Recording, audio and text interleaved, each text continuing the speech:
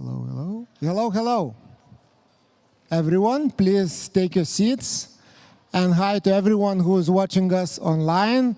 As always, in every event, we are fashionable late for 2 minutes and 40 seconds, to be exact. Let's start. So today, we will be your hosts, me and Yeva, Arvidas and Yeva from Catalysta Ventures. And yeah, let's start. Today we will have 3 topics, and probably many of you will think, okay, so why are 3 topics? Because now it's only 1 topic in the area. It's AI. But I have then bad news if you think this way, because it will not be about AI today. It will be about more important things. And I personally think that the most important things for people right now and for us as a society are education, health, and climate. You can argue with me, but I would say that if we solve education, for example, and everyone is educated, we don't have any problems anymore because we have so many people who can go and solve all the problems, create new problems, and then solve them again. Yeah. So this is what happens. Or if you are healthy, we can also have different things. And just a few numbers I would like to illustrate. The first number is 35 countries. Do you have any ideas why I put this number here? There are 35 countries in Europe who say that they lack of teachers. So almost every country in Europe lack of teachers. So how we can make good education without teachers? Yeah. So that's where EdTech startups and solutions who will be presented today come to the place. The second number is 38% of the population. Any ideas here? According to EU, this is the amount of percentage of people who have any mental problems. It's a huge number, yeah? And 12 billion. What's about 12 billion? It's the number we spent already because of climate disasters in Europe in last decade. So imagine that we don't have that problem, how much money we can save for all other reasons we need to spend to. So that's why we talk about these three topics. It's not only these reasons, but that's for sure we will see quite a few solutions. And I wanted to show you one picture. Of course, AI should come to the place, so AI generated that one. And we asked to, because today we will have not only startups, we will also have NGOs and social businesses. And we asked AI, so please show how collaboration between social businesses, NGOs, and startups could work. I'm not super happy about that output, even though we had like several interactions, and maybe, maybe it's my bad, maybe I need to go to the courses. But still, AI sees that collaboration this way, so probably we can see each other here. But the idea here is that usually in demo days we have only startups who always thrive only for growth, only for biggest outcomes. Today we will talk a lot about impact. So it's a bit of different demo day, and impact journey. It's not only about startups, it's all about collaboration and different solutions we need, because we all probably believe that to solve all big problems in health, education, and climate, it's not only startups we need different players. So yeah, and this was a project run by many partners, not only Catalysta Ventures us, it was also other partners. We had some slides somewhere. I'm sure we will show it as well. And the goal of this project was to show how social impact, can also be important part of startup ecosystem. And one of the outcomes we have is this alternative finance roadmap.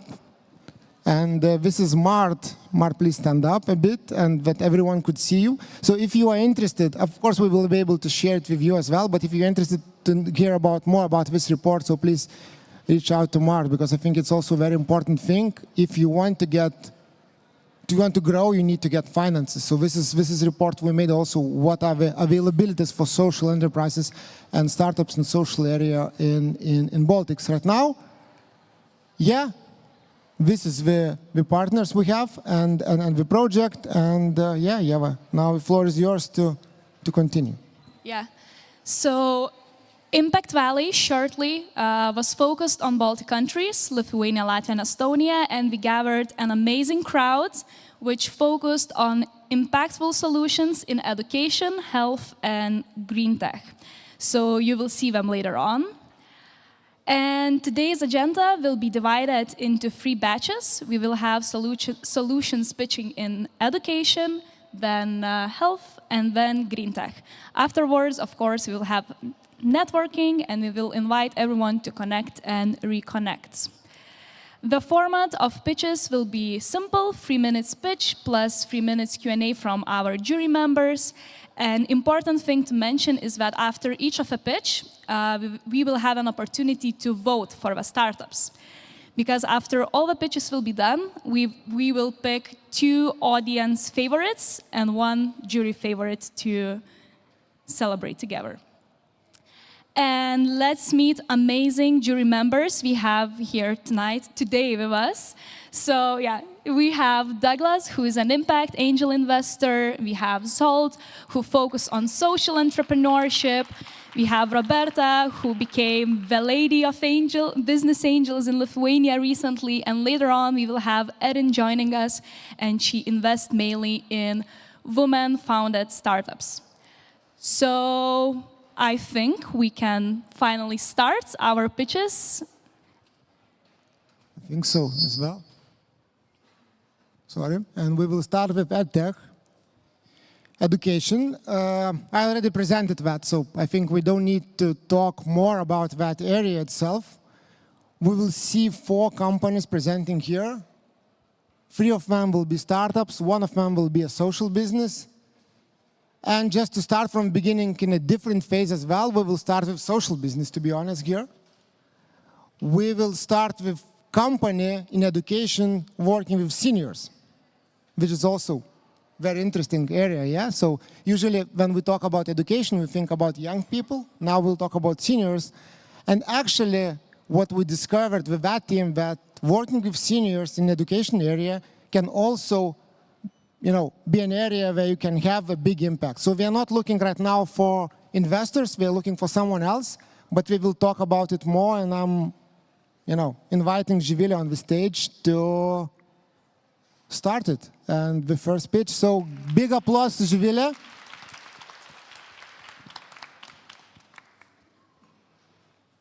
An aging society, it's the fact that you all know. But none of us can claim what is this meaning to be alone seniors. The pandemic has increased the feelings of loneliness and social exclusion. And in Lithuania, we have more than 30% of them who are alone.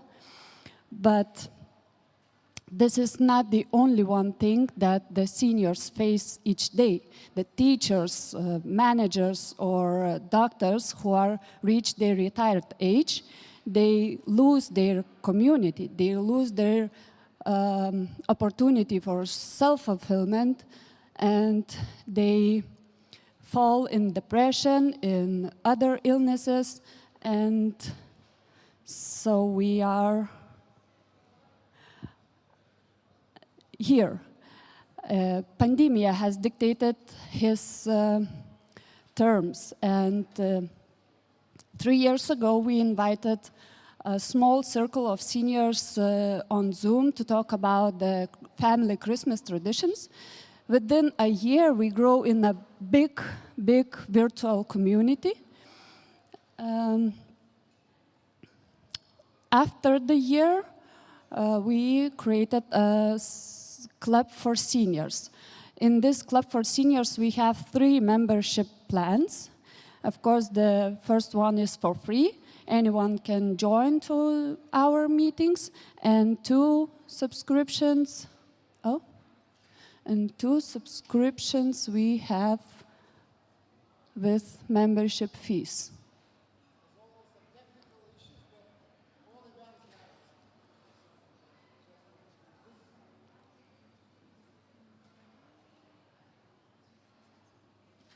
Yeah.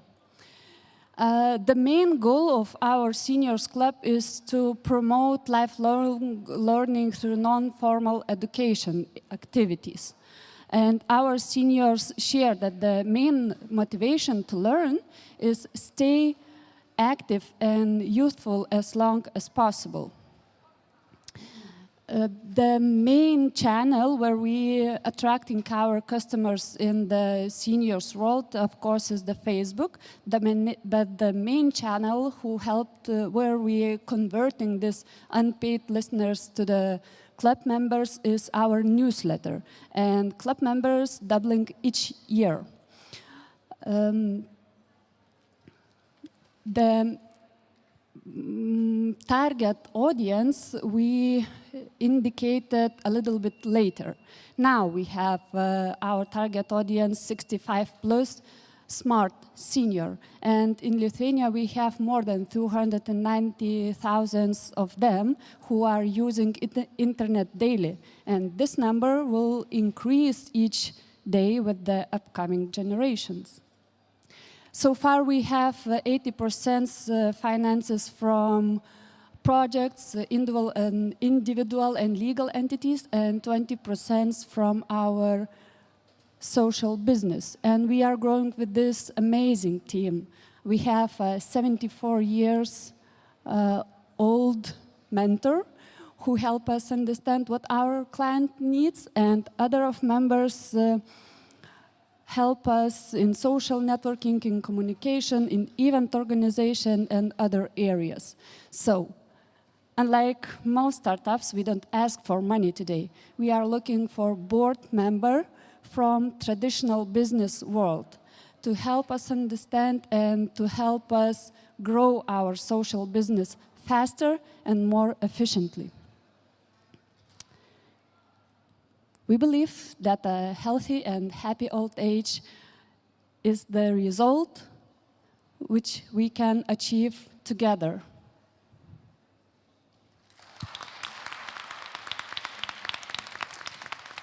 Thank you, Juvila, a lot for presentation. And now we will have 3 minutes for questions. Do you have men? Because only women in the photos. In team photos? In team and like everywhere. In team, we don't have a man not yet, but in our members, we have men also. Super. And how do you attract new people to the network?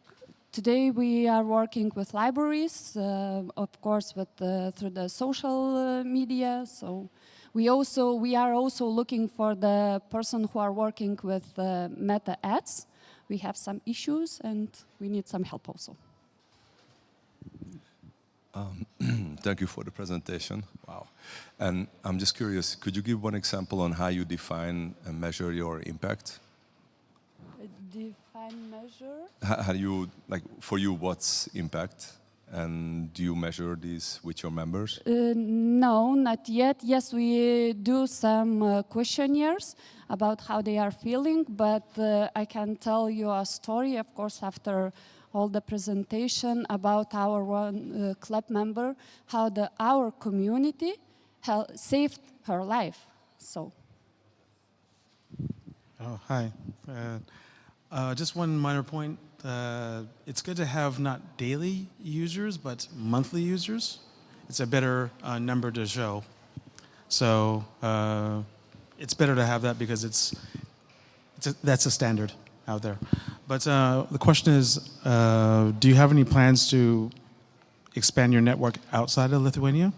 Yes, of course. Now we are looking for the collaboration opportunity, and we are writing international projects to have some small seniors world outside Lithuania. Thanks a lot for presentation. I will take this. And the next startup says that well-being comes before learning. They managed to combine 3 different sectors. So I'm inviting Trin to tell you more about their solutions, how we managed to combine them. And yeah, welcome on stage. And I encourage you to stand on that side. Hello, everyone. My name is Trin. I come from Estonia, and I have worked in education for more than, Oops, now we are at the right place. Thank you. So I'm from Estonia, and I have more than 15 years of experience in education, more than 5 years in startups. And I have to say that this topic that we're working on right now, I think is the most critical I have ever touched upon. And we all know that already most of the countries in Europe are also facing the mental health crisis of youth especially. And here we are with one of the solution ideas, and looking forward to having you think with us, and also thinking of potential partnerships, collaborations, and to some extent funding, but I think it's not the only answer here we have to give. But the reality is that we have to talk about mental well-being at schools, because a lot of the problems are already happening at schools, and if we miss that opportunity, we miss the prevention part. We also know that the situation is quite dark already. In Europe, about half of the girls, the teenage girls, already face quite severe problems with mental health. In Lithuania last year, there was actually the report by the World Bank which said that in Lithuania there is youth mental health crisis happening right now. And I have to say we are not doing yet enough, not in Lithuania and not also in Europe. We also know that the problem costs us a lot. Currently already hundreds of millions of euros every single year, and the costs are increasing. So we have to address this topic. Where we are moving with ClanBeat is that we would of course like to see the increase in well-being, and that is through the empowerment of the youth themselves, of the schools, of the local governments and school owners, and of the state. And how do we make it happen? We start from the basics. So we would like to introduce a model and a practice by which every month we take at least 3 to 5 minutes to think about our well-being. And it's done easy and simple through a simple questionnaire. There are more dynamics in it, I can tell you, but basically it's just a basic practice. And immediately after the questions, people get the response and also the connection to the services of mental well-being which are out there. And based on the indicators, the services are targeted. But beyond that, the students, we also work with school staff, because the well-being of school staff also influences the well-being just right after the family.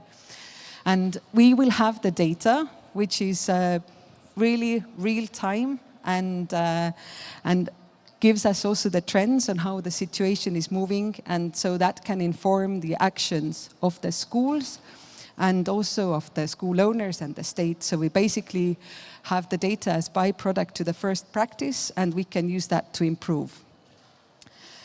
We also know that this feedback that the students get straight away after doing the thinking about themselves, it's really unique. It's not really happening yet, as far as we know.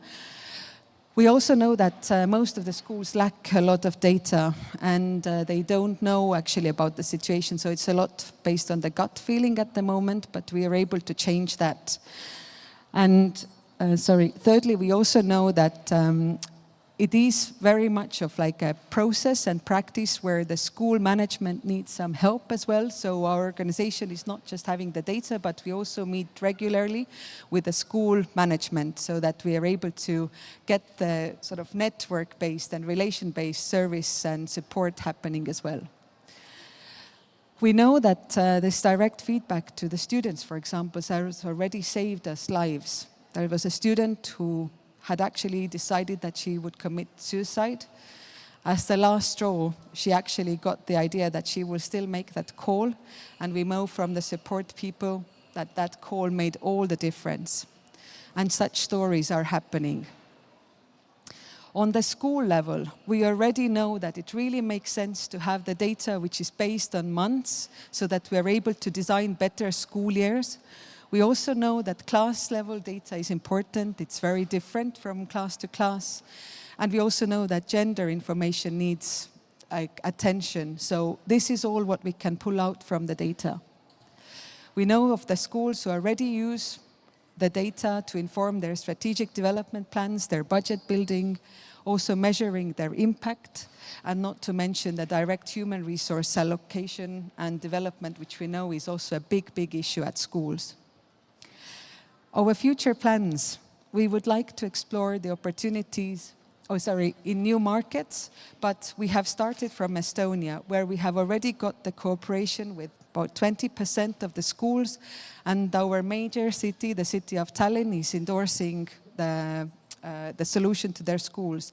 So the schools themselves and the local governments are currently the main payers for the solution. But we, of course, work with the whole network of organizations, the ministries, the third sector, and some of the businesses as well who are part of the service network. So in the future, the time is up, right? Yes, yes. But anyway, so the last slide really was our plans for the new markets, the plans for new services which we are building together with the schools as we go in relationship with them. And we also see that our data allows us to actually bring up a lot more than what we have at hand. So it's really learning by doing, and to find ways to this complex problem. We need to also invite all of you on board and hope to work together with you in one way or another. Thank you very much. Thank you, Trin. Sorry for some technical things. Questions right now from the audience as well. So, any questions? No questions? No, it's for jury members. For the audience, it's after the pitches. So I have 3 kids in 3 different grades, so I can fully relate, I think, to a lot of things you mentioned. I'm also coming from a country, Hungary, where the education system is fully falling apart, so I can also relate to that. What I'm not really clear about, and what I was struggling with, like, how do you get the schools to cooperate? Is it bottom up or is it top down? Like, what's your secret sauce to get into schools? I think eventually it has to come from the culture of the market. In Estonia, and I know also in Lithuania, the schools are quite autonomous. So it has to come from schools, but we also have experience working with school networks and so on, and also by sometimes the school owners actually encourage their schools. So it can be from different parts, and also the Ministry of Education sometimes is stepping in as well to recommend the solution. So it's really depending on the country and the situation. Thank you. And what's your business model? So currently our main, like the payers are the schools themselves or then the school owners and local governments. So for example, by subsidizing the participation, making the cost for the schools really like affordable, because the main issue is that the schools often can't afford, and then the local governments or actually also local partnerships could be the ones subsidizing the solution. But we always want to have the schools also give their share, so they actually commit and take it seriously. And then we have built also the learning networks for the school leaders, because it seems that it is a journey, and it also strengthens the commitment to the topic and the commitment to finding the solution. So the local governments or the school owners are doing good job if they actually also allocate money for the schools to work together on the issue. So that's sometimes also part of the deal actually for the school owners, that they would pay for such networks too. And the other question, as I have 2 teenagers, how do you make them to answer the question, because they are quite skeptical about, all the surveys about, oh my God, again, those psychologists.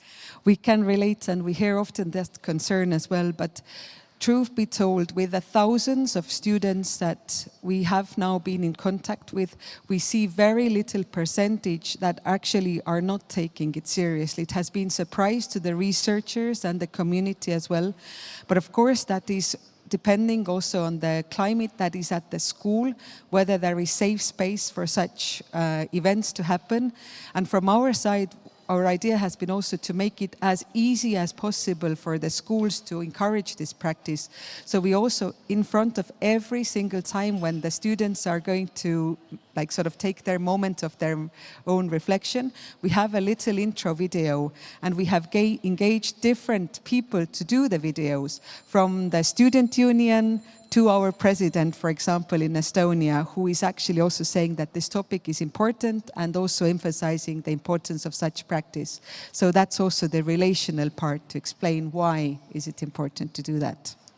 Maybe last one question. We're still solving these issues here. Douglas, do you have any questions?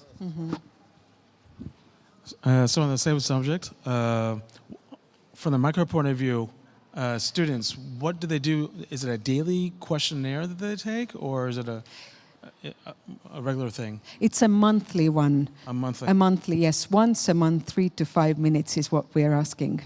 Okay, and back to the motivation for a second. I mean, have you considered gamification to get, or other motivational factors? Let's say they one less time in detention, or I don't know, extra bonus points in school, or some sort of motivation for them to take the quiz.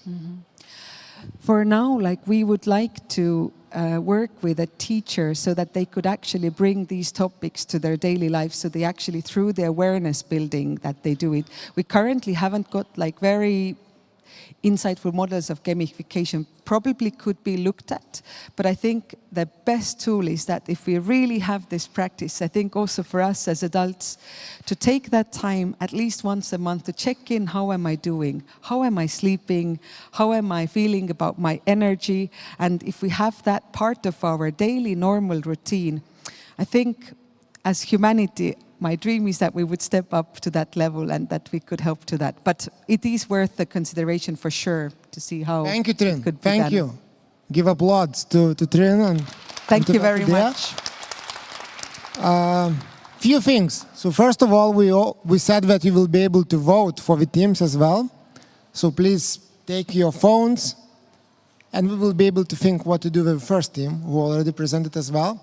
But now with every team, you will also have an option to vote, and we will have a prize for the winning team, so be accurate here. And we will also have interesting questions for you. So would you consider to invest into ClanBit? Or maybe you would like to have something else, trip to Japan. Hard call, yeah, isn't it? One more thing for the startups. We have a timer. So please check the time, and if it's over, so we will need to stop you, because then we know other ones will also need to pitch.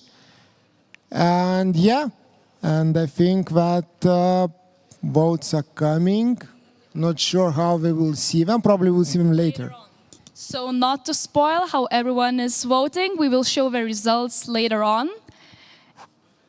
And we will invite the next startup, hopefully this powerful as the previous two, as we saw the technology couldn't handle their power. So we invite the third startup who reinvents education and math. It was the first startup in which unicorns, Junior Achievement Fund, invested. So we are inviting on the stage Mantas to present their solution. So let's give a great round of applause.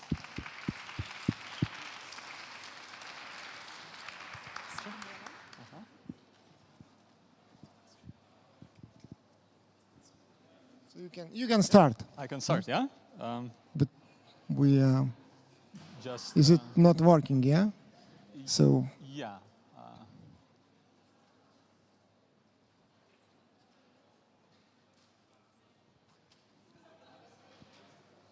How are you enjoying my pantomimic, guys? you have more time right now to Super. so it's yeah. Oh, okay. Use it. I can sing. I can sing. Probably, I don't know, maybe better in karaoke, setting, but about me, I'm the co-founder and CEO of BeBright. We're developing a personalized learning platform, which I will share our vision with you, and probably when everything is settled. But short info about me, I'm a teacher. I'm teaching at Šiaurės Licėjus, economics and business teacher, a long-time mentor in the Junior Achievements myself. So we're very glad that Junior Achievement invested with their endowment fund into our startup. And I'm also the board member of EdTech Lithuania. So this is truly a fun experience for us also. It's also on Christmas holidays, all the technology. So now you can tell a joke. So Yes. you still have a time. It's like we had this show in at least in Lithuania, I guess in other yeah. So now, yeah, Super. It's your time. Super. Okay, guys. So I've done an intro about me. Let's talk about the problem. So you truly know it to your bones. Education, the one-shoe-fits-all approach hasn't been working for a while, really ever. One teacher cannot truly understand each and every individual student's learning gaps. Each and every student is different, and if they do not get personalized feedback and attention, they do not know why should they learn the subject in future. Yeah, they become demotivated and they lack effort in academics in future. So when we're trying to narrow down personalized education problem, we tried to narrow it down to STEM fields, but even narrowing it even more so, we can see that mathematics is the core thing which you have to try to start personalization. So we've done a research with Vilnius University together that in STEM subjects, mathematics is the least contextualized and least innovative pedagogical approach is having subject. So this gives us an indication that if it happens in Lithuania, it probably happens somewhere else and beyond into other countries. And this is the problem that we are tackling. So what is our solution? EdTech is a personalized learning platform that identifies student learning gaps and creates multimodal pathways to mastery. So we started with mathematics for 5th to 12th grade students in Lithuania, but we are expanding to other subjects in the very near future. What does this make for students? It helps students improve because the students see their own individual knowledge gaps, and for teachers, it saves them time because they can give different tests, they can analyze data and understand each and every student's personal needs in the classroom. So how does it work? Really short and brief introduction. Before each and every lesson, we give short diagnostic tests to find out with our sophisticated algorithms where specifically are the knowledge gaps of students. Then we give them the multimodal content, yes, created by our expert teacher team. So there are video lessons, textuals, simulations, etc. All of them are needed for the student to succeed and achieve academic success. And lastly, the platform's algorithms give students a showcase of their strong points and weak points, and the student can ask hints, help, etc. to try to mitigate those accumulated knowledge gaps. Because a 12th grader can have gaps from 5th, 6th, 7th grade and specific subjects and specific subject areas. How does it work for the teacher? The teacher can give to 25 students in the classroom different assessment tests so they can show and acquire the information that is needed to understand the knowledge gaps. Then the teacher can see all of the statistical representation and information and intervene when necessary. Talking about competition, not a whole lot to showcase here, but there isn't an all-in-one solution yet in general education, and we're trying to get to the market as fast as possible. Lastly, showcasing the business model, we are working with B2G, schools and municipalities. We charge per student per year, giving teacher access for free, and we're looking into in future to go to the B2C side. The team to do it, we're a young team, a young startup, but we already have several accolades and expert teachers from various Lithuanian cities contributing to our content. And looking into our results, so we launched the platform in September this year. We already have 12,000 students learning daily on the platform. We have been recognized as one of the top educational solutions in Lithuania. And our revenue for Q3 and Q4 is 374,000 euros, and we're still growing, and we closed an angel round. So these are good results, and we invite you to follow our journey, help us in any way, shape, or form that you see that you can. And the ask for us is mentorship and user engagement. Thank you. Thank you. Thank you so much. A lot. Everyone can vote, but the jury members will be able to ask questions. And it's just an example that, if you have more time, you also, lack of time as well. So, okay, so any questions from the jury members? Hi, thanks for your presentation. And pretty impressive numbers so far in such a short amount of time. Thank you. A couple questions or related questions. What is your onboarding process for schools and teachers? And how many people do you have dedicated to that task? Very, very good question. So the onboarding for teachers, we do it in two ways. Either it is online or it is like, physical teaching for the teachers. We provide them with all of the content that is needed to understand how to use the platform. What are the best approaches to use active learning methods supplied by our content, which is not active per se.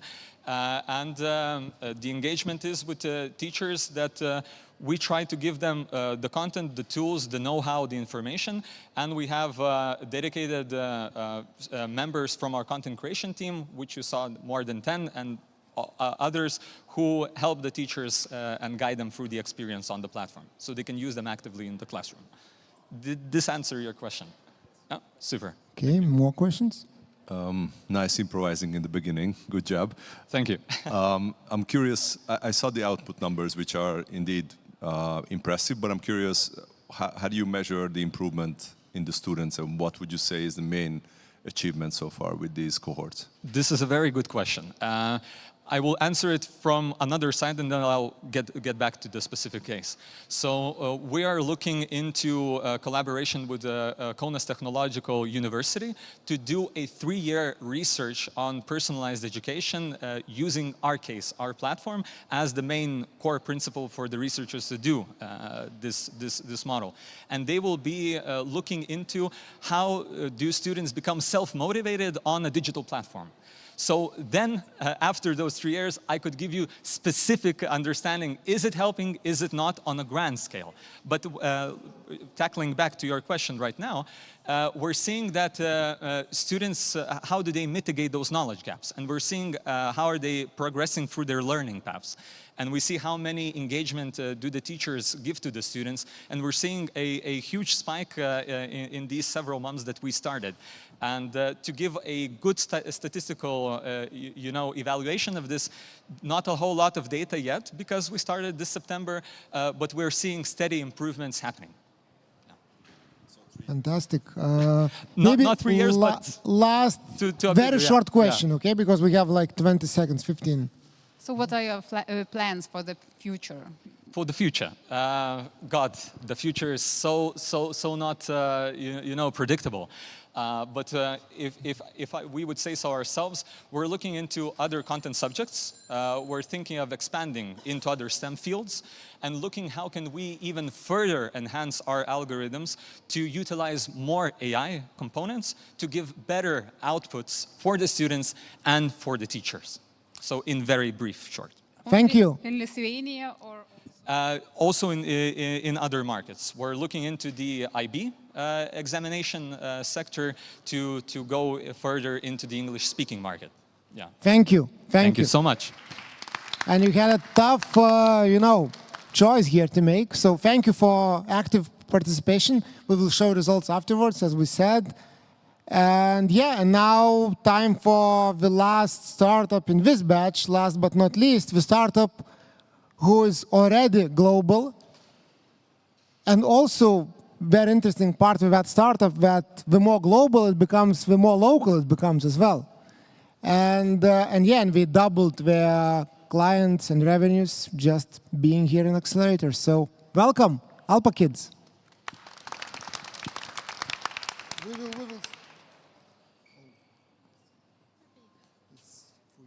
It's for you. The time is also for you. So. Thank you so much. So hi, my name is Kelly. I'm a language nerd and a proud mother of 2.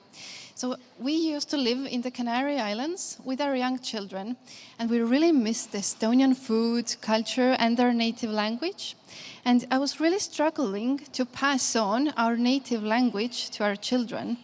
And I started looking for e-learning games in Estonian and quickly realized that there aren't any. And this is definitely not an Estonian-specific problem because we have more than 7,000 languages spoken in the world, yet most web content is in English. And this is why we created Alpa Kids.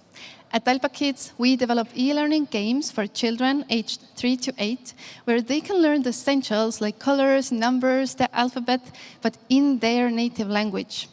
The content is co-created with teachers and researchers and combined with off-screen activities. And the content is always based on the child's local culture and nature, yet it's extremely easy to localize. And like almost anyone, we also use AI, but to create actual value by providing children with their individual learning paths and tracking their progress. And we have to say that we have built something that we can launch this solution on a new market in only 4 weeks. And we get traction from very optimized install cost, which is ridiculously low. Our conversion rate is 5 times better than the average, and we reach almost 3x unit economics ratio. But aside the consumer market, we get a lot of traction as well from schools and preschools. And with teachers vouching for Alpa Kids, we know that we contribute to reducing inequalities and providing quality education. But we see that partnerships is the key to expand our impact even further. And as an award-winning company, we have been spotted by giants, and by now we are collaborating with Google and in the Baltics at the Delphi Group. And we are experiencing a 7x annual growth due to our proven retention model. And during this year, we have launched on 5 new markets, which all demonstrate huge traction, including our Lithuanian language application. And we have to say that we have, the past 3 months during the acceleration program, we have doubled our revenue and we have reached self-sustainability. And this is all thanks to our dedicated team, where we have experience from mobile development, graphic design, and also language technology from my part. But here we are eager to meet potential partners and funds to grow together with. And let's leave no child behind. Thank you. Thank you. Very nice presentation. Do you have a clicker? So, well, please ask any questions, and then for the audience, you will also have impressive. Thank you so much. Even difficult to ask something. You gave a lot of information. How do you measure impact from children's side, not the teachers? Okay, thank you.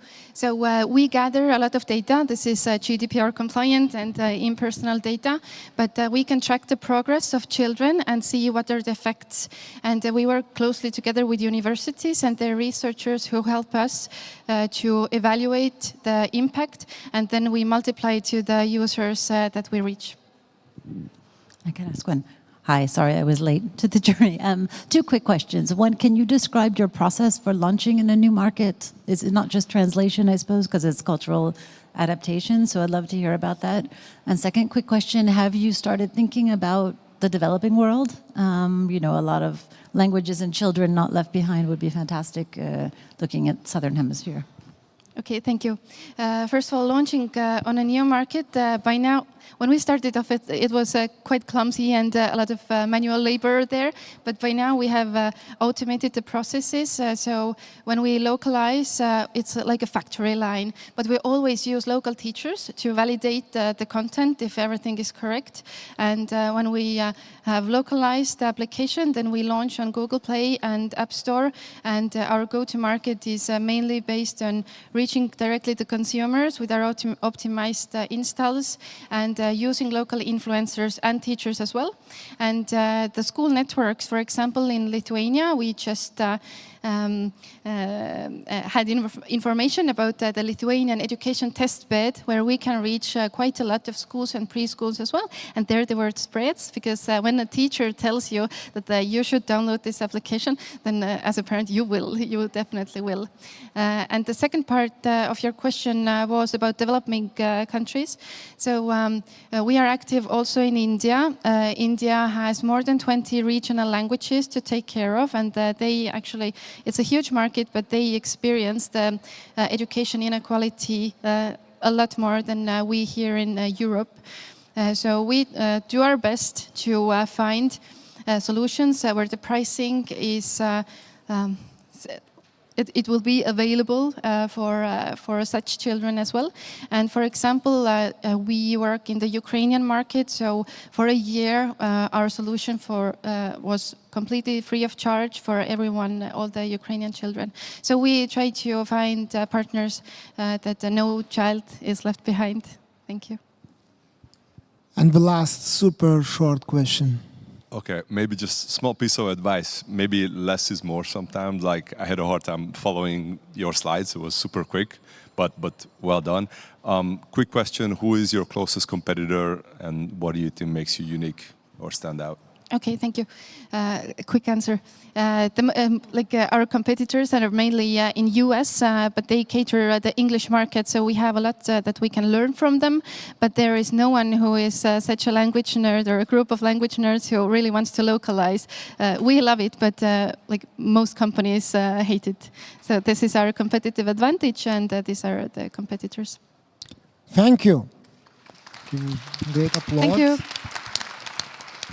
And that was last startup in the first cohort. So now we'll have a very short break, like 5 minutes.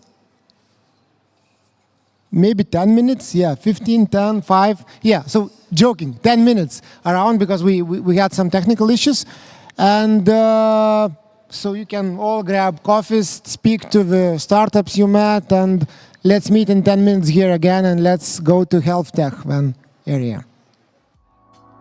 Thank you.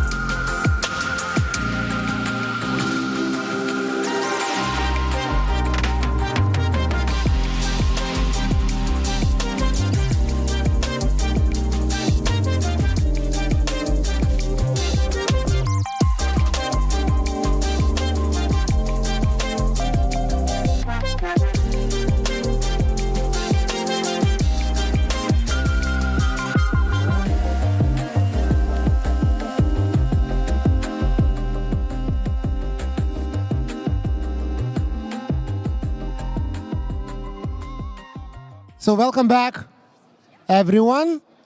Let's jump to the second batch, and we will talk about health here.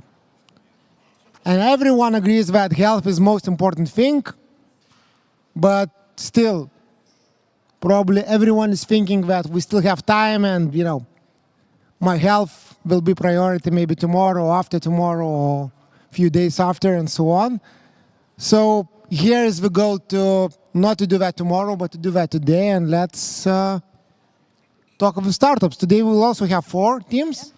One also NGO, social business, and 3 startups. So, yeah?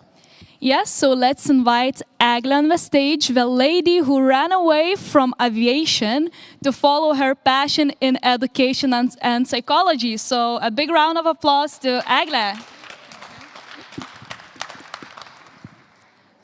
Hi, I am Agla, and I would like to imagine running meetings for your clients for 5 hours every day. Your clients misbehave, but also have very high expectations for you, and if you are not happy, they may throw chair at you. Imagine having lunch only for 15 minutes and no toilet breaks because you have to do crisis management or guard corridors from anarchy spreading in your company. Imagine that the whole team is really overloaded, there's a lot of tension, and for this, your boss pays you only 1,000 euros. This is not an imaginary world. This is a reality for most teachers. 30% of teachers has increased work-related stress, and every 4th teacher in Lithuania has burnout symptoms. There is no psychology sessions for teachers at schools, and due to this, we are currently lacking 1,500 teachers just for this school year. To solve this, we empower teachers to help each other. We create autonomous teacher peer support circles where teachers get safe, consistent, and structured space to talk about their problems, feel support, and get help. We collect teachers from different schools, give them 8 training sessions, 3 additional empathic communication sessions, and after that, mentors leave and circle becomes independent and organizes meeting by themselves. We believe that only emotional strong teachers really can attend our children's needs, and with minimal investment, we can give them psychological and emotional support for decades. Last year, we created 2 circles that are now running by themselves, and this year we created 7 more. 50% of new participants came from recommendations, 85% of participants implemented empathic communication principles in their work, and 30% of participants became mentors for new circles.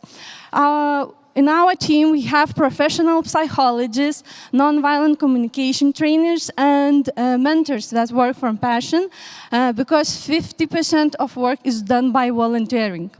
Our income comes from participant fee, private investors, charity events, and we hope to attract more from European or local government projects. One circle costs 5,000 euros, but this is one-time investment. As the circle is created, it can last for decades. Today, our sponsors are Acme Group, Martynas Kandzeras, and Rotary Club. Our vision is emotionally strong teachers for every child in Lithuania, and our mission is to spread empathic communication and self-running communities in education systems. So if you believe in our mission and vision, let's connect and scale teacher support circles together. Thank you very much. Nice presentation, Agla. So as a teacher, you also know how to learn and how to improve your pitch, and that's fantastic pitch today. Thank you for that one. And questions from the audience? Yes.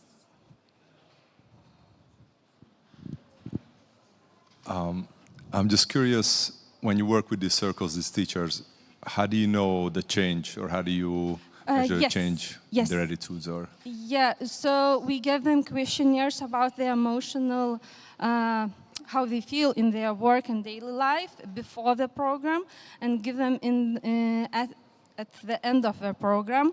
Last year we have only 20 teachers, so we did interviews with the same questions, and the whole interviews came really well, and the main indication that it's helping, that the circles are running by themselves. After the summer, the teachers met and they doing that by themselves. We didn't do any work. And this year we giving questionnaires because we have much more teachers that the measurement would be valid. Because it was 20 teachers, so we just gave interviews to see. But we want to measure with data also. Okay, thanks. What are your vision for the future to expand to other countries to work with teachers? Or, doctors are also experiencing a lot of, to take another vertical? Yes. No, for the doctors, I understand, I had that mind, but there is a lot of work to do and we don't have so much resources. So now we're concentrating on the teachers, but now we're applying for Erasmus Plus and Nord Plus projects. And currently we have partners, Denmark and Iceland, and we hope to get the funding for the next year. Just wondering what your support staff is, like full-time employees, and how many volunteers do you work with on a regular basis? All of the staff, some of the money we give as thank you, and other work is done by volunteering. We don't have full working people because we just don't have enough money yet. So we decide how much resources we have and how much we are willing to give ourselves, and then we decide how much circles we can create. I'm asking because fundraising itself can be a full-time job. So we did that last year, and we are going to do this year also the fundraising just as. Yes. If it is short question, if not, it's also okay, because it's okay. So, big applause to Egle. Thank you. I hope you all managed to vote, and I hope helicopter tour was not your choice. Let's go to the next team, and this time we will have a team. And this idea started in NGO, one of the best NGOs in Lithuania. So they serve themselves, and we saw that this tool can be so successful and so important for other ones. So then they decided to scale from NGO to the startup. And welcome, Modestas and Senora Go.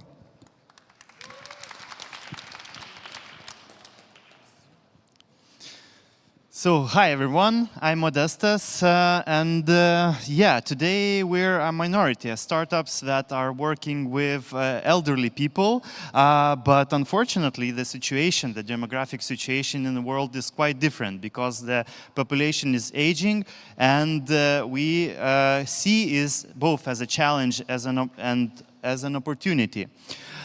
In our organization, Seniora, we believe that old age should not be age of loneliness and happiness, but it could be really happy, full of new experiences, new friendships, and really positive age. And really important part of it is services for elderly people. So as an organization in Lithuania, we are one of the biggest social service providers at home. We cover 41% of our country, and we serve more than 1,300 customers each month. And doing this work, we kind of noticed that there's a lot of inefficiencies in it. So when we think about technology, on the one hand, we are creating AIs, sending spaceships to space, to other planets. But on the other hand, a lot of work is done with inefficient tools. And when we think about positive aging, we understood that if we focus not on the paperwork, not on reports, but on working with customers directly, we can achieve this positive aging. And for this, we created a tool, Senora Go IT system, that is used first for our own needs, and after that, we started selling it to our organization. So our tool helps to track location, jobs done, time, and other activities of home care worker, helps to manage the work for the management, and of course reduce the inefficiencies. And from our own experience, we know that up to 30% of home care work could be lost if you're working with old tools. So right now, we as a technology provider, we already have 7 customers in Lithuania. They're paying us, and the contracts amount to more than 40,000 euros. And a lot of new companies are coming next year. Because they are mostly government companies, so they're planning their budget this year to spend on the next year. Yeah, and we are looking to expand to other countries. We're focusing on this region, as you see, quite close countries with emerging market of home care. The potential is huge, and also the other companies that provide similar IT tools, they are not looking into these countries. So for us, it's really big opportunity as a market, but just let's remember, if we would digitalize the services that is provided there, we would be able to save a lot of hours that is being spent and direct those hours to work for the needs of elderly people, making positive age possible. Thanks.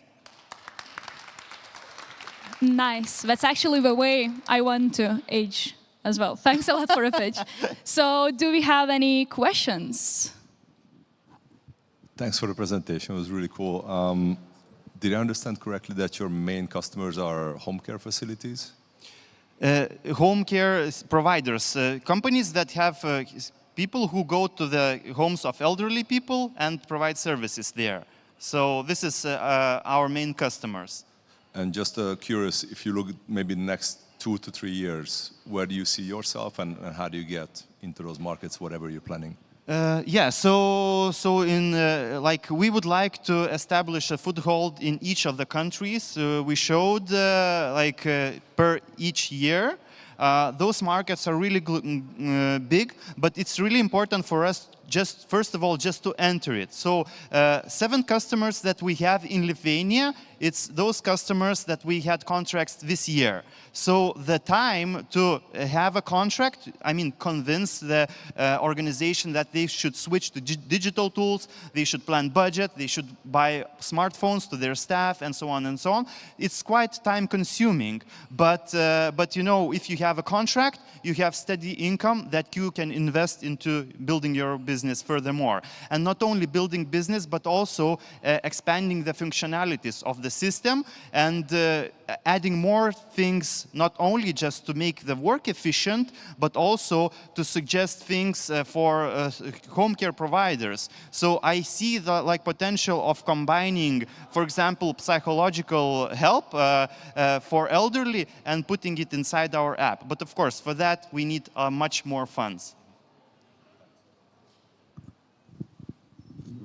What about the competitors and how you differ from your competitors? Yes, so first of all, we began and we are a home care service provider. So we know the business, we know everything about the business, and we know how to make this digital transformation. So with our IT tool, which is really user-friendly compared to competitor in Lithuania, every company that tested ours and theirs tool, they said that it's much easier to learn and easier to use, and we are able to provide help how to, make this switch, how to convince your worker who is also elderly person that is not really using a smartphone to use this app. We did this switch so we can help out others. So basically there's this knowledge and there's this possibility to provide this for other companies as well. One more.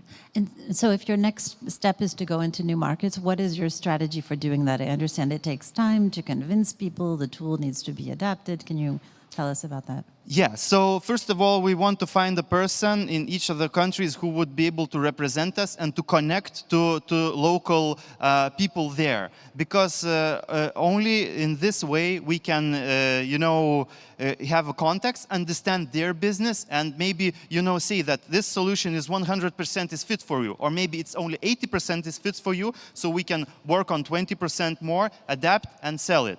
So basically, right now, I'm really hoping that we have people here that would be willing, to work with us, not invest the money, but invest their time, their network for a part of this kind of really growing opportunity. All right, our time is up. Thanks a lot for the pitch. Thanks. And the next one is the lady who is not only a social business owner, but also an activist who makes Latvian politicians pay attention to what's important, moms. So let's welcome Mama Mai. The stage is yours. Yeah. So hi, my name is Katya. Thank you for the introduction. I'm a doula. I'm an MBA from one of the best business schools in Latvia. I'm a marketing specialist, an activist, but also I used to be a mom who looked like this most of the time. And just like other 400 moms I have surveyed, we might have experienced traumatic births, we might have postpartum depression, which only grows. And what we don't know, especially the first time, that it actually takes a whole village, it's true, to raise one kid. And actually it doesn't get easier with the second one, it's just another problems. But another thing is just that there is a village. But we don't know about it. There's a whole village who is ready to help moms, but specifically in the first time, we don't know about such specialists.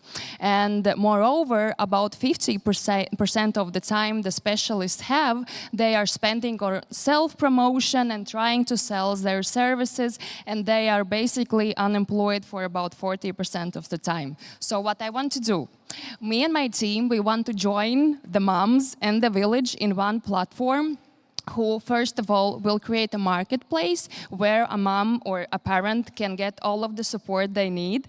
And second of all, I want to connect the parents to the top of the league specialists who can learn them what to do with this newborn, which comes without any instructions. So this is our forecast, and Excel takes anything, but my precocious forecast gets us to 70K turnover during the first year in Latvia only. This is the way we plan to make money. The masterclass for new parents, which masterclass haven't created yet, the yearly fee from the specialists and the business-to-business sales. Why us? Because we will be the only ones who will control the quality of the services the new parents get. This will be a unique platform, and only top-of-the-league specialists will be there. So right now, we have more than 100 sign-up specialists even before the launch of the platform, so they are ready to be there. Moms who we surveyed support the idea, and 5 out of 5 famous doctors and other specialists are ready to make the videos just for the percentage. So this is our team. My best qualities you already know, but I also have an AI and IT project specialist. And what we need, a little bit of money to make this work. So remember that each baby deserves a happy and supported family, and my contacts are everywhere, so just reach out to me. Thank you. Thank you. And you are perfectly on time, to be honest. So fantastic, fantastic, fantastic. Very nice picture. So let's start questions. And for the audience, sorry to change that picture, but we will also need you to vote as well on that one. So, yeah, questions? For the Japan, I would go with Japan. No, it's not Japan, but please. Yeah. Well, I think I missed this boat. Like I said, we have 3 kids, but they're older, so I'm a little bit out of your target audience.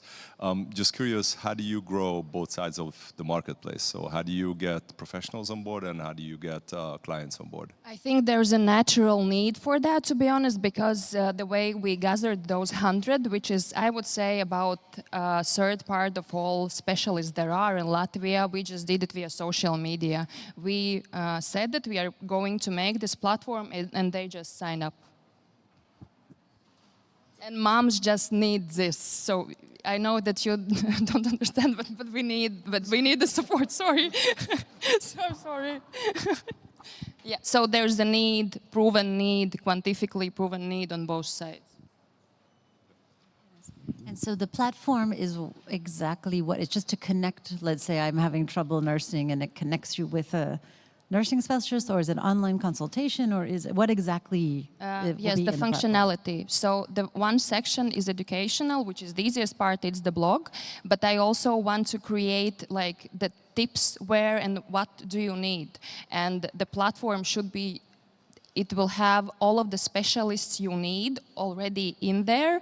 So if you are pregnant, you understand that you will need, I'm imagining, a midwife, so most probably you are contacting a midwife, whatever, is it online or offline already when you are pregnant. And after you get the birth, you can straight away choose, maybe with the help with an AI, we are just thinking about it, the specialist you need, so most probably the breastfeeding specialist, so all kind of specialists there are. And the third section is, one of the problems is that there are a lot of information and a lot of it is crap, and I want to have only the scientifically proven and professionals made online classes like lectures to be sold through this platform, because I don't know how it's like in Lithuania.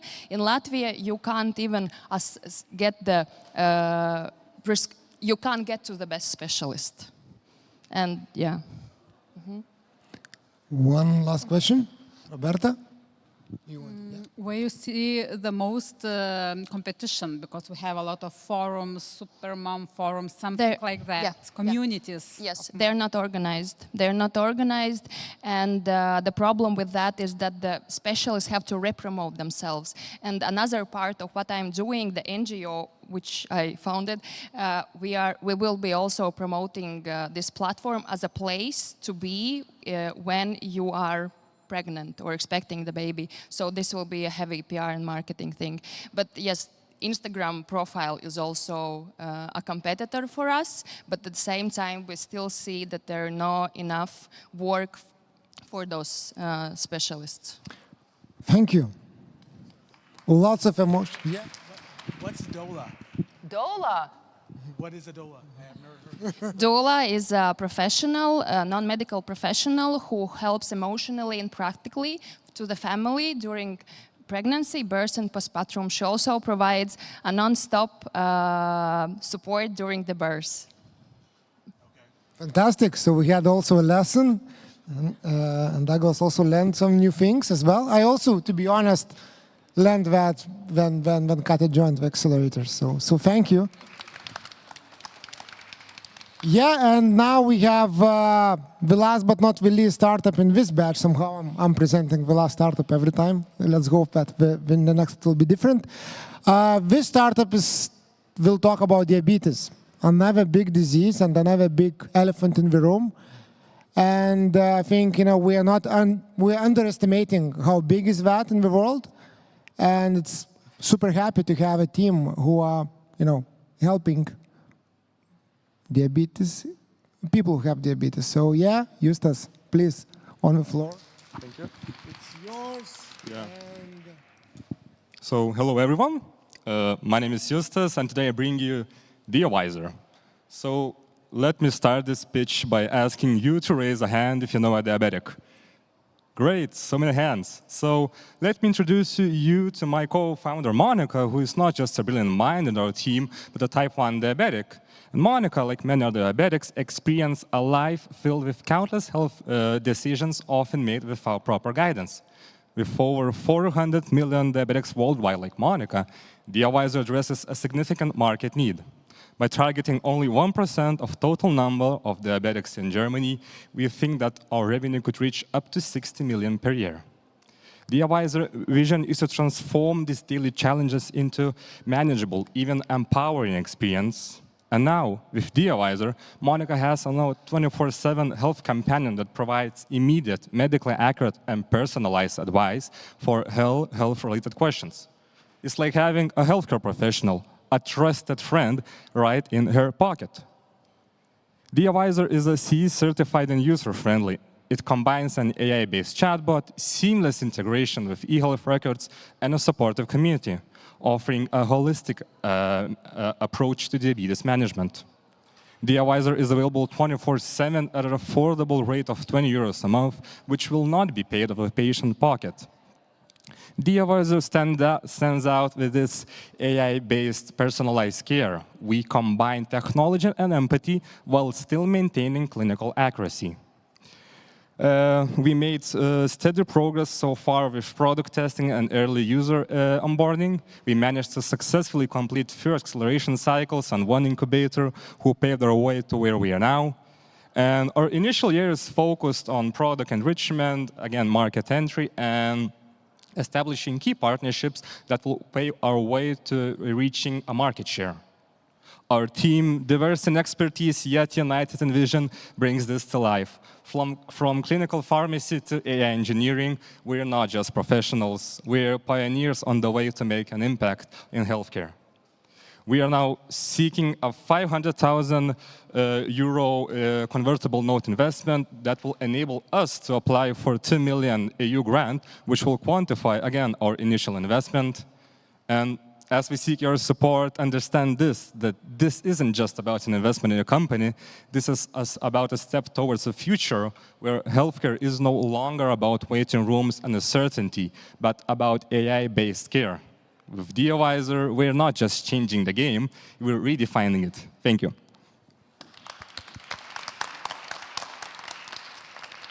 Thanks, Juste, for closing this HealthTech batch. A really great pitch. So let's give a floor to the questions and to the Mentimeter. Don't forget to vote. Hi. I like the name, by the way. It's quite clever. Question, what is your road to on the regulatory side?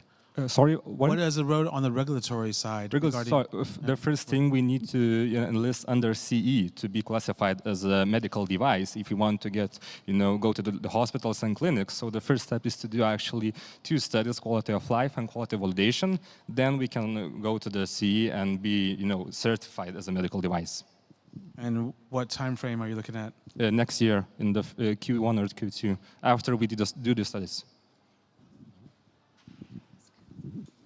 Hi, great pitch, great-looking team. I don't see any endocrinologists or medics on there. I'm wondering if you can talk about. Sorry. Yes, actually, we do have. But just the question is, tell me about your interaction with doctors and how they're seeing this, because in my experience, anytime you could try and tell a doctor you're going to replace them with technology, there's a little bit of a barrier. Yeah. So the main challenge actually is to educate the doctors to understand that this is a tool for them to do their mission. We are not trying to replace them. So actually, we have Caius in the middle, who is a pediatric doctor, and we have my CEO, Sina, who is a clinical pharmacy doctor. And again, doctors are looking very positive on this side. They think this is a great tool, the feedback from them. Any more questions? Actually, those are my first 2 questions, but it's taken. But I'm curious, what would be your go-to-market strategy? Like, what would be your main channels, sales channels? Yeah, so basically, the simple marketing will do, but when doing the quality of life studies, we gather the list of clients, we can approach them from the studies. Going to diabetic events, congresses will help us to reach the clients. And again, going to the clinics, to the hospitals and saying, this is our product, can be a great way to reaching the clients. So is it purely B2C? We are thinking of going B2C or going to the hospitals. We have many ways, actually, of reaching the clients. I have some more questions. But the business model is B2C, like the customers are paying. Yeah, so if we decide to go, for example, in Germany and to be listed under, insurance, we are kind of going under B2B side. And we are not going under B2C, but some markets, maybe we should go after B2C. It depends on the market again. Germany, B2B under insurance. All right, do we have any more questions? If not, let's give a big round of applause to Justas. Thank you. And if you did not vote, this is your last chance to vote for DeAvisor. And we will go for a short break again, and we will be back in 10 minutes with GreenTech track. So let's grab a cup of coffee and see you here.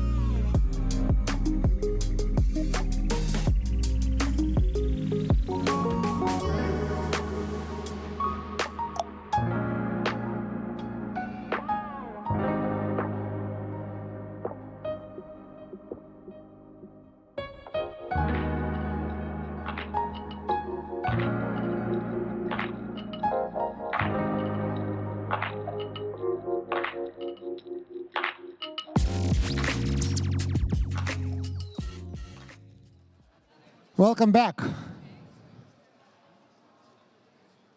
to the last but not the least batch today. We have climate solutions. And we will start with, again, a company who started as an NGO. To be honest, we joined our 2 accelerators already. And that's what it takes, 2 accelerators to become from NGO to become a startup, I would say. And they changed themselves. Now we have an investor. We are going to another market. We are not NGO anymore. Welcome, Surink Lietuva team. And you need to change name because it's not about Lietuva anymore. Yeah. It's future decisions. And clicker, yeah? Okay. No.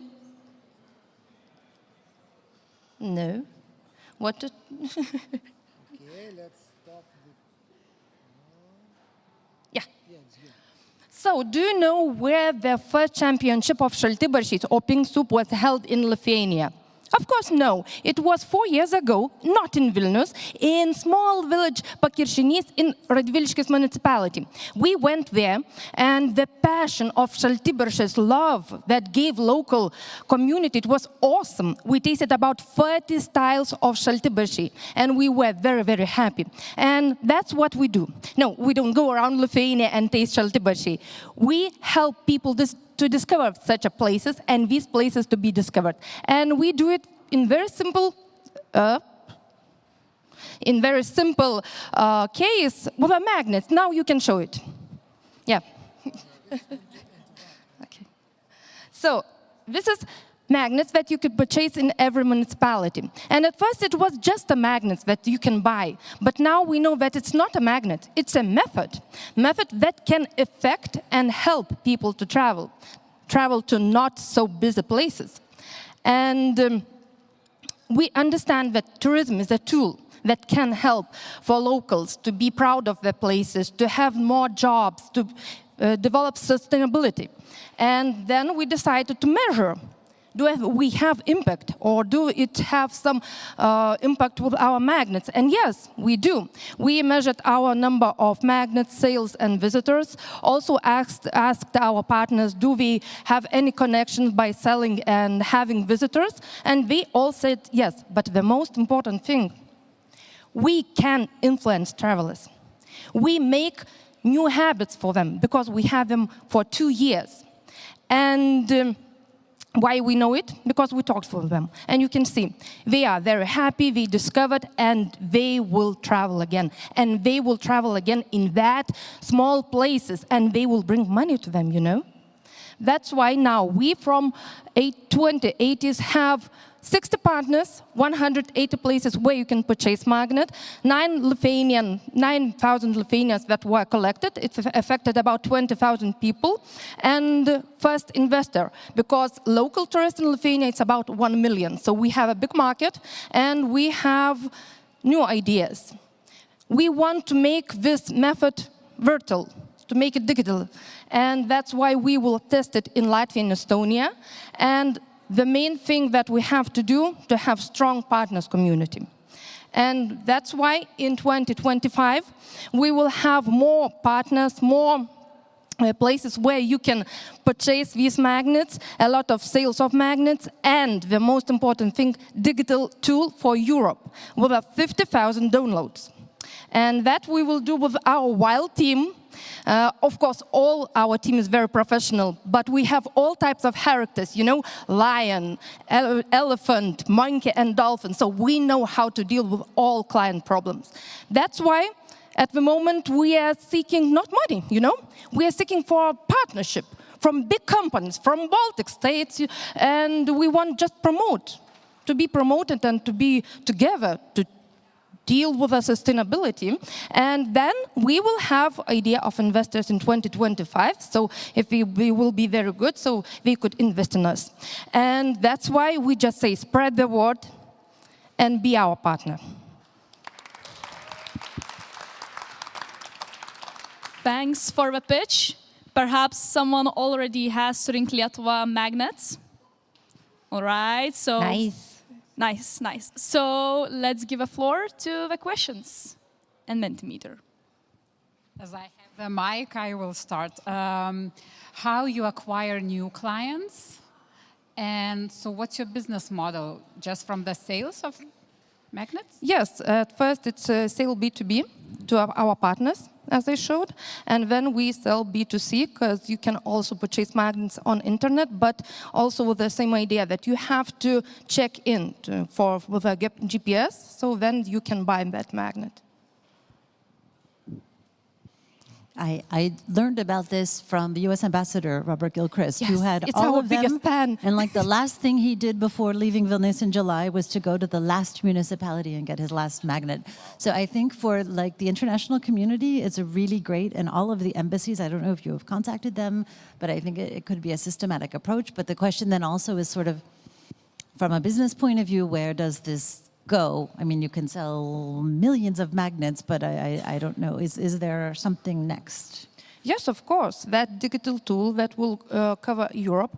You know, small countries like Lithuania, Latvia, Estonia, it can be pickable. But when you go to Germany or Poland, it takes 10 years. Our clients have some issues to engage with us for 2 years. You know, it's when you think it's a long time. So we want to have that different tool. But the main thing to encourage people to discover undiscovered places, and that's what Ambassador said, that he really knew what Lithuania is, because he had opportunity to talk to local people, go to local shops, and that was very strong impact for them. And now he's the biggest fan of Lithuania, you know? Yes. Just for a second, I saw B2B, B2C pop up on your screen, and I'm just curious, how do you differentiate? Like, what's your offer for each? At first, we have to have partners that people could purchase magnets in local places, live, you know, because we have like 50-50 people that like to buy live and people that like to buy by internet, like Arvidas. He said, why live? Yeah, and that's first step is to sell for our partners. And we share like 50% of revenue, and then we sell to those who like to travel freely without engaging people, small businesses, maybe more for nature people. How many different designs do you have? I saw one different one than this one. Yes, you're holding one of the celebration magnet, because Vilnius have 700-year celebration this year. So sometimes we have like celebration magnets that tell a story and also works like a marketing thing to tell the same, to tell different story about the same place. So how many different ones do you have? 6. 6. Okay. Only 6. We don't do it much because the main idea is to encourage people to travel to small places. Sure. And how many have you sold so far? 700,000. 700,000. Yeah, 9. And for what price? Yeah, it's a problem. At first, it was €1. Yeah, Okay. we shared a lot of money. We gave all money to our partners, so that's why we're seeking for investors that we have now. And we did a lot of things from NGO. We lost money. Then we had very good teachers that now we know how to get them. So we learned our lesson. All right, so let's give a big round of applause to Surink Lietuva. Oops. And I invite Thomas to come, whoops, on the stage. And he's the guy who serves so much that I'm not even sure if the product or Thomas visited more places. So let's invite Thomas and let's find out. Yeah, thank you. Thank you. Hello, everyone. Can you hear me good? Yeah, so I think that everybody can agree that if we switch to more sustainable diet, we can have this positive impact on the world. So we can live longer, we could live healthier, we could actually reduce individual footprint by half, we could have more fresh water, and we could have more land for nature. And these all numbers are pretty amazing, yeah? But, you know, we have one small problem. We actually can't say which tomato is more sustainable. And I mean, it's not about tomato. I mean, it's about all the products. And people who are buying products for retail, they can't say as well which product is more sustainable. I was so curious. I went to the scientists and I asked, like many scientists who do research in food, like, guys, when you come to the shop, do you know which tomato is more sustainable? And they're like, man, like, we don't know. So, like, nobody knows it, but the label business just loves it. So, you know, we have these expensive labels, and that's why only 10% of all products are certified. And the funny thing is that we still can't say that certified product is more sustainable than not certified 90%. And I think it's a huge problem, and consumers just want to pay more for more sustainable products. And it's kind of, for me, crazy because we can't say what is sustainable. And for this reason, we created a sustainable food marketplace for retailers, distributors, and importers, where they can reach their sustainability goals by measuring each product's impact. They can as well understand what to sell more. They can as well reach wider variety of sustainable food suppliers and have a conversation with everybody in one place. So we made a first step. So we solved the chicken and egg problem. We were able to bring enough of supply and demand on the marketplace.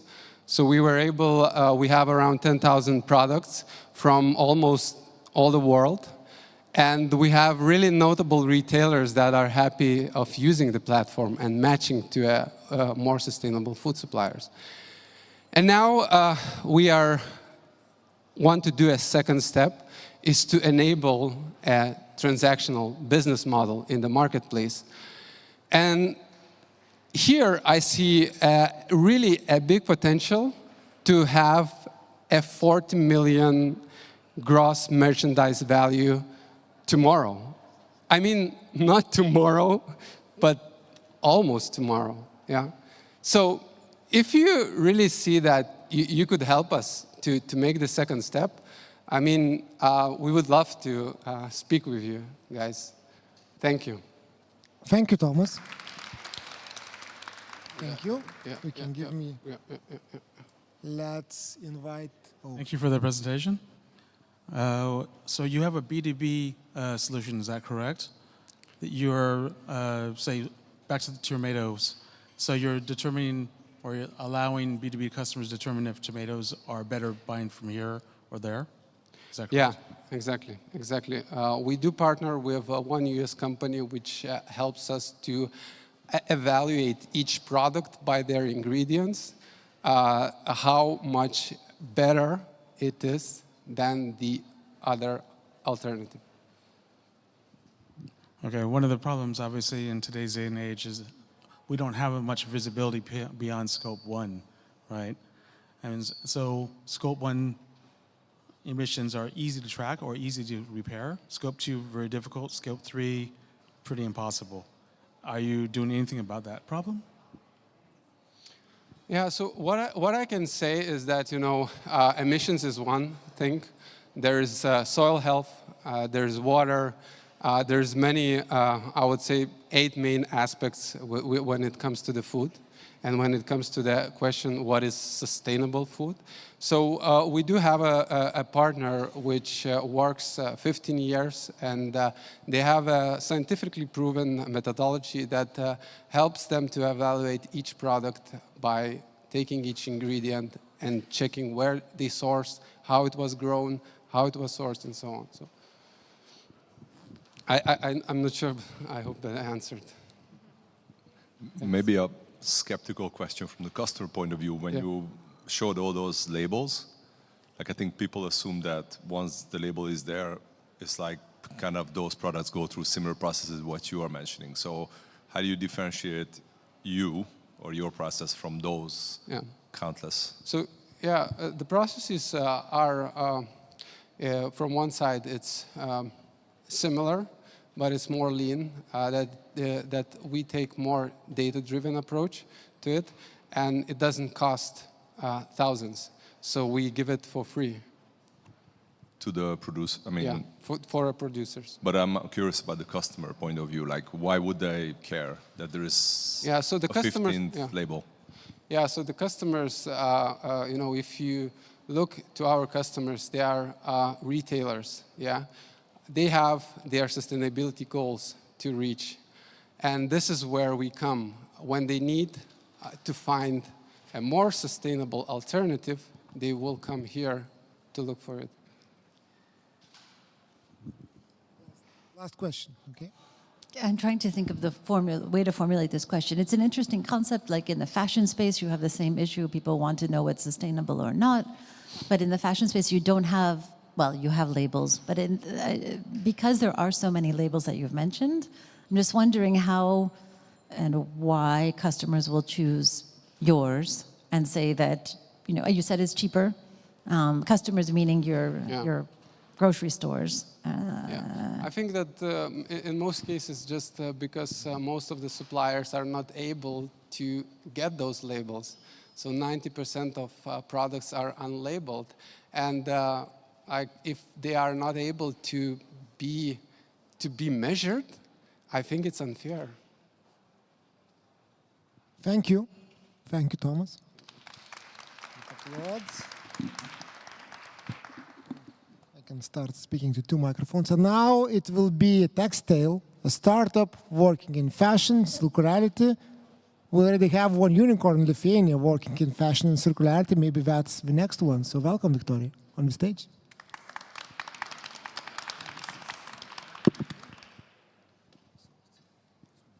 Thank you.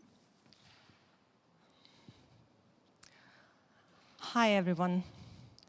The world faces huge overproduction, overconsumption, waste of resources and pollution. Just 1 second and 1 truckload of textiles is being incinerated or landfilled. But the resale brings us to a new era of fashion. Second-hand and resale economy in Europe is worth 20 billion euros now and is expected to almost double this decade.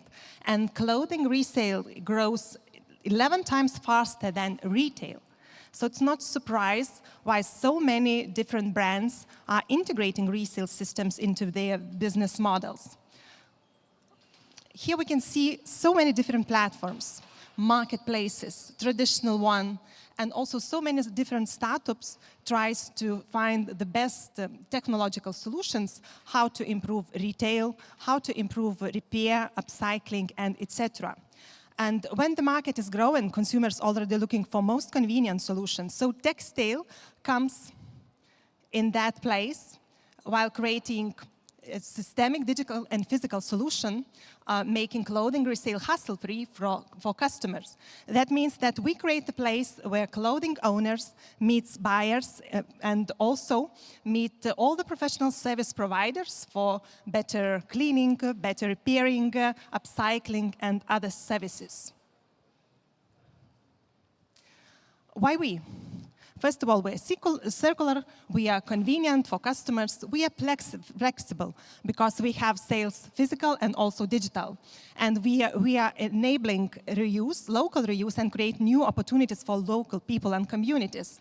We are profitable and we are innovative and attractive because we own our own textile local currency application. Yeah, we are just a pilot and our results are that. We have already our clothing donation system, collection system, and 2 resale programs, one for individual and one for businesses. We also own our e-store and 2 retail stores in different shopping malls.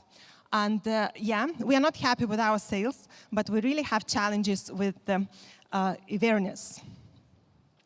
Our team is small. We are 2 co-founders and also looking for CTO and CMO. We also have consultants for digital solutions. We work with Lantis and also have a team of specialists, but it's not enough for our plan. If we see what we're going and planning to do, first thing is to build a full team, of course, to attract investment, and start our digitalization of the processes. That means resale program for private consumers and resale program for businesses. Also, we want to open 6 more retail stores and to create a franchise strategy for further development and scaling into other markets. Our revenue model is mostly based on commission and sales of second-hand apparel, franchise sales, and also subscriptions. And now we are attracting 250,000 euros, and most part of them it will be spent for sales and marketing. And our goal is when we achieve it, will be our growing will be not 6 times, but 10s of times. And my last question for the audience, could you count all the clothing pieces you own in your wardrobe? If you couldn't, you can always ask Textile for help. Thanks, Victoria, for the pitch. And yeah, the questions. And then Mentimeter. Victoria, if you could press. So how you differ from Vinted? Vinted is a marketplace, that means peer-to-peer. Marketplace connects those who own clothing with those who want to buy owning. We have all the infrastructure, first of all. That means that we care for all the processes, starting from collection, sorting, inspection, and prepare for reuse. If we need cleaning, repairing, resale, photographing, etc., and etc. All the infrastructure. But our goal is to create a scalable solution. That means that digital solution could help us to invite local communities, local service providers in different countries, and that means that we there won't be a need to create our own infrastructure. Just in Lithuania, we've moved the full example. So you mean I can bring you full luggage of old clothing and you will take care of it? Yeah, you can donate, you can resell through our platform. Our team is sorting, inspecting, and they put price and you'll get all our suggestion. With the price you can resell your clothing like a private customer. Also brands can do the same.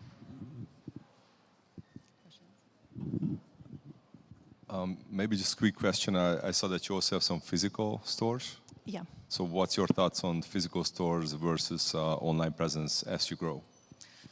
Yeah, if we talk about clothing resale, previous times, especially when pandemic came, we moved online and tried to resell clothing online. It was really cost ineffective. And more and more people, more and more consumers, customers from the same Vinted are coming to us because it's not comfortable to buy online when we talk about used clothing. There are people who want to try it on, to see it, etc., etc. So we believe that such retail stores could be a way to sell used clothing in most part of our shopping malls. So you have your own logistics, meaning people to sort through all this stuff. Does that mean your own warehouse as well? Do you have a central collection point where you actually distribute from to your own stores and also to other people? one question, sorry. And the second one is, if you are already established in terms of operationally, why you're looking for a pre-seed round? Usually you would expect a little bit later stage? Okay, I'll start with the first.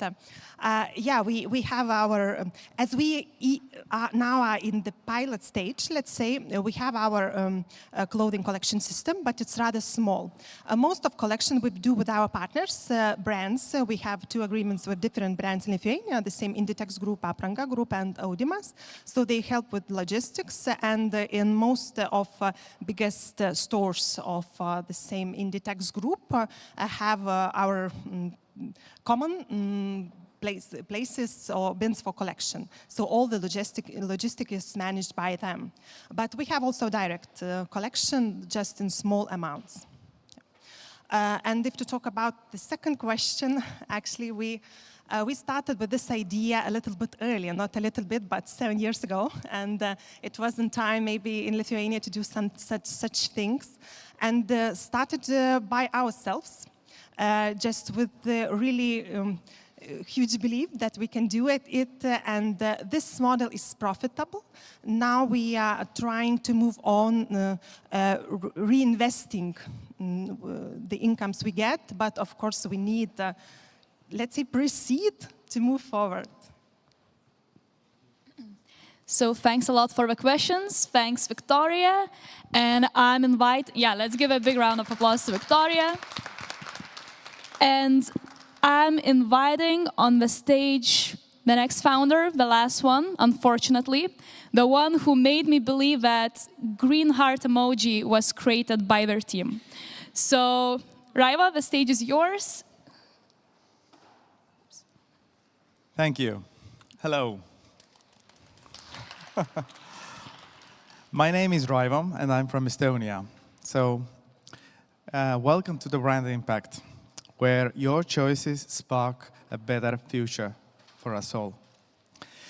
What we did, 1.5 years ago, we launched a company called GreenTech, together with Lux Express in 5 countries. And we did it to engage, to enable fully transparent offsetting. So, based on that pilot, we have engaged 14,000 plus transactions and 100 plus tons of CO2 emissions were traceably offsetted, which brought us to the fact that we started to communicate and talk to the conscious consumers.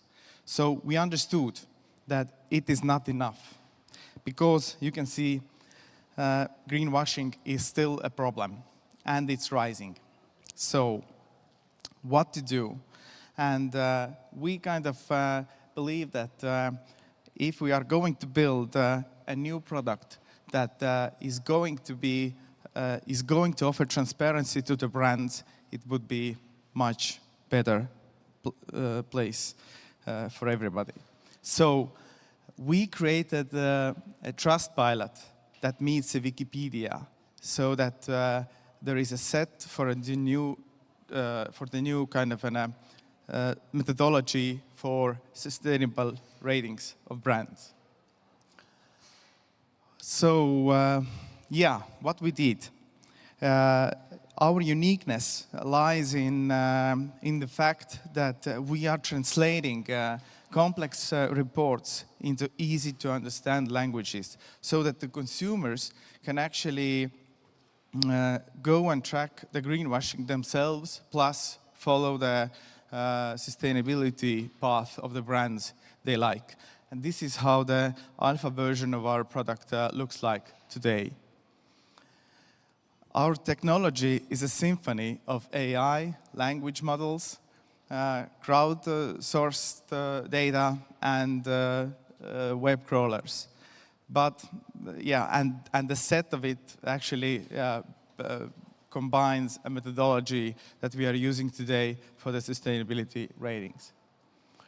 How we make it accessible? We are using a freemium business model that actually, of course, will initially have subscriptions for the B2B and also later stage for the B2C customers. our impact, we are aiming to grow fast by 2030 to reach 100 million consumers on a monthly base.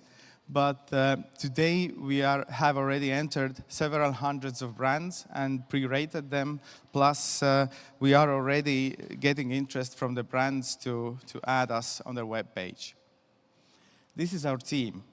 There is a combined experience of 25 plus years of combined experience in business, technology, and sustainability to use it.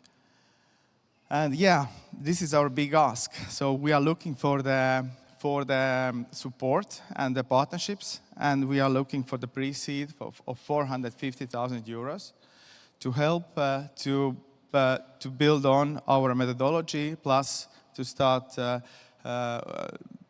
go to the market with our scalable products.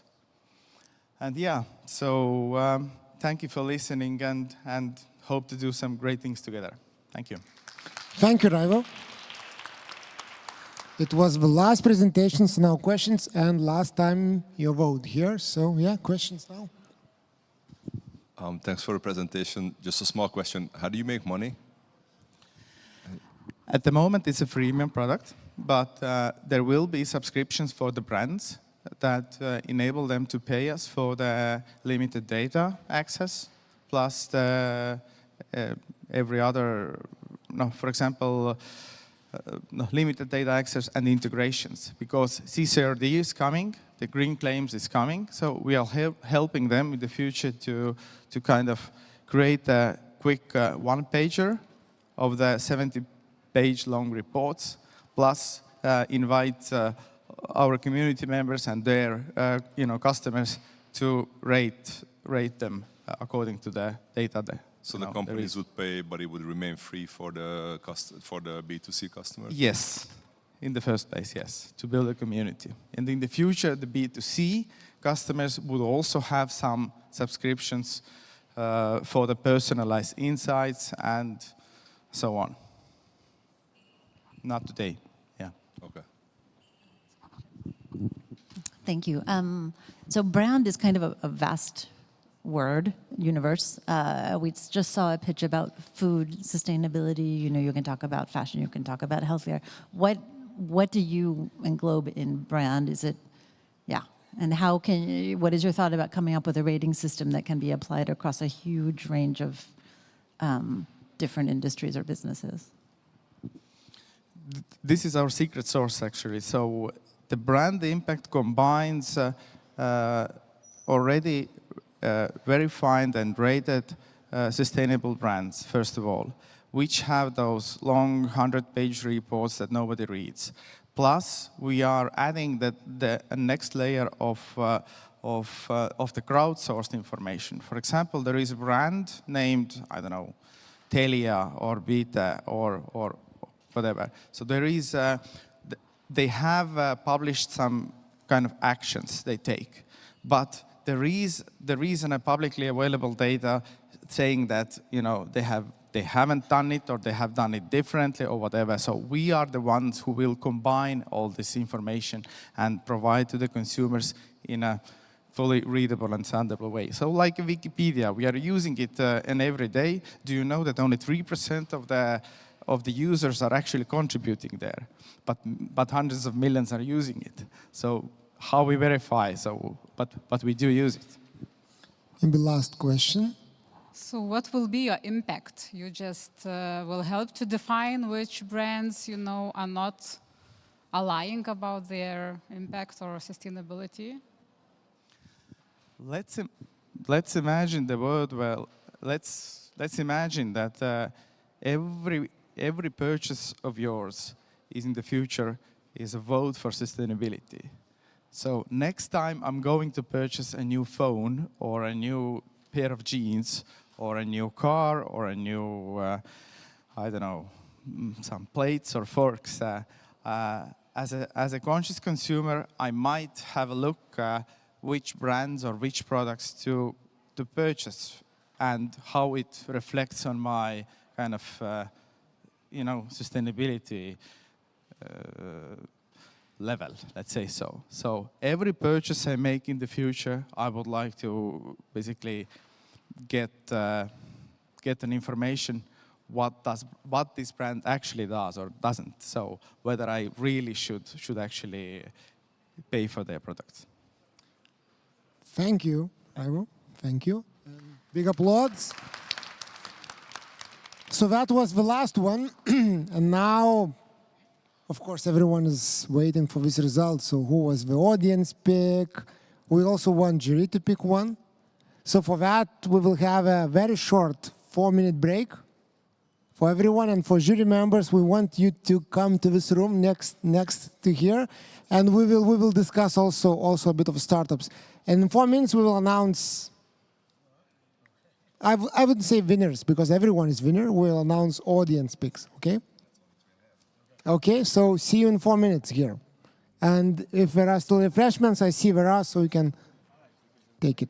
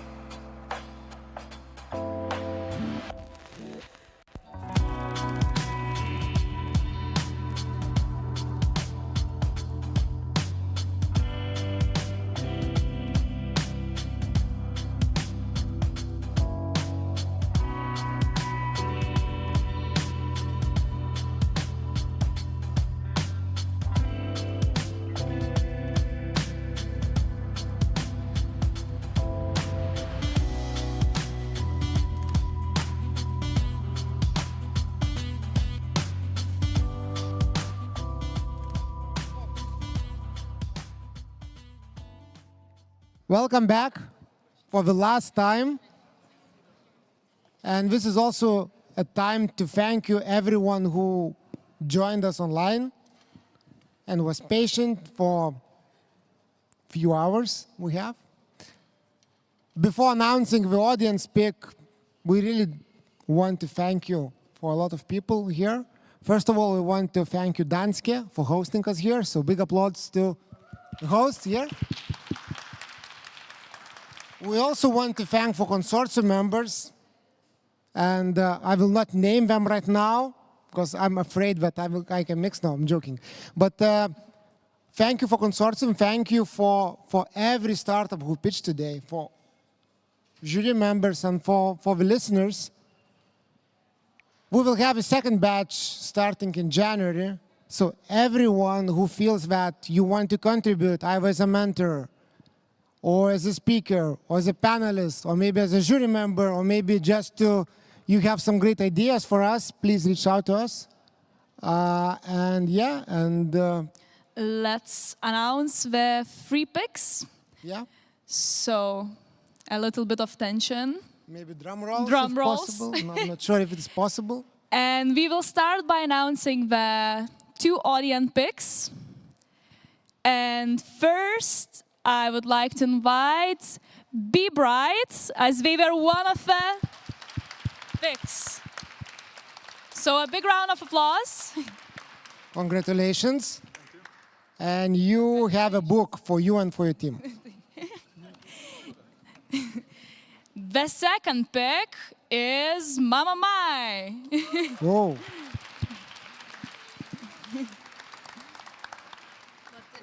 Of course, thank you. This is amazing book. And I will let Arvidas to go on. Or we can even invite jury members to announce it. Yeah? Zolt? Jury also had not only voting for the startup, we also voted who will come here. Okay, we had a very intense 4-minute discussion. But I just want to say that thanks for everybody for pitching and all the work you put in this. I know there was a lot of hours of work and thinking together, and a lot of courage actually to step on the stage. So thank you for that. It was also what made it really difficult, jokes aside, is that we saw lots of different solutions, not only in different sectors, but some maybe more on the NGO side, some maybe more on the business side, and also different levels of maturity. So it was not really an apple-to-apple type of comparison, but just 4 great diplomats trying to find a solution.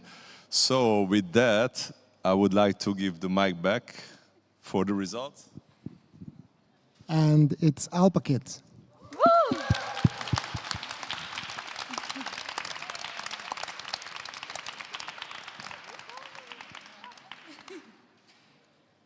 The photo. And now we invite everyone to make a photo all together. Yeah? Let's do it. And for the online audience, we finished we finished the event. Bye.